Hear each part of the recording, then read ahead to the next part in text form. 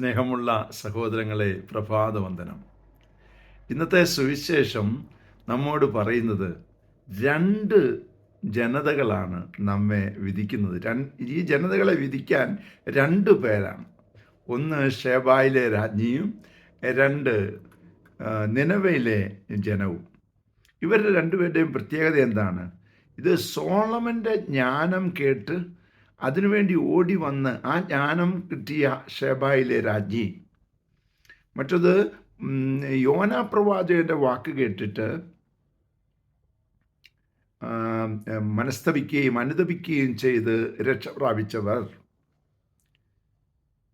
ഇവിടെ ഈശോ പറയുകയാണ്, സോളമനേക്കാളും അല്ലെങ്കിൽ യോനയെക്കാളും വലിയവനായ എന്നെയാണ് നിങ്ങൾ കാണുന്നത്.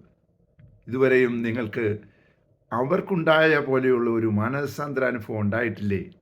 അവരെക്കാൾ വലിയവനായ, അല്ലെങ്കിൽ അവർ പറഞ്ഞു കൊടുത്തത് ഇവനെക്കുറിച്ചാണ്, യേശുവിനെക്കുറിച്ചാണ്. ആ യേശുവിൻ്റെ മുമ്പിലാണ് നമ്മൾ ഓരോരുത്തരും.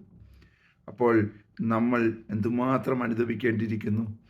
ഈ നോയമ്പിൻ്റെ കാലം നമുക്ക് ആഗ്രഹിക്കാം സ്നേഹത്തോടെ മുന്നോട്ട് പോകാൻ, മറ്റുള്ളവർക്ക് നന്മ ചെയ്യുവാൻ ആവശ്യമായ കൃപയ്ക്ക് വേണ്ടി പ്രാർത്ഥിക്കാം. പരിശുദ്ധ അമ്മയെ സഹായിക്കണേ. വിശുദ്ധ യോസേപ്പ് പിതാവേ, ഞങ്ങൾക്ക് വേണ്ടി പ്രാർത്ഥിക്കണേ.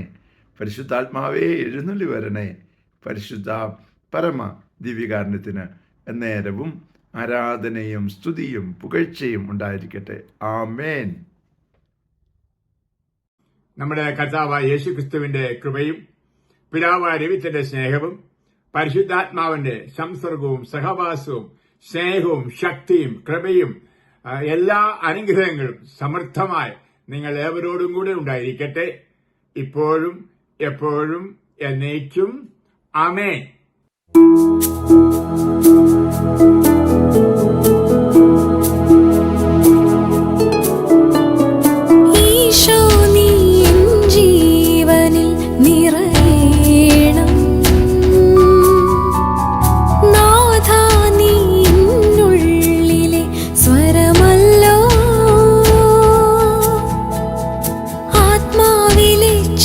പുൽക്കൂട്ടിൽ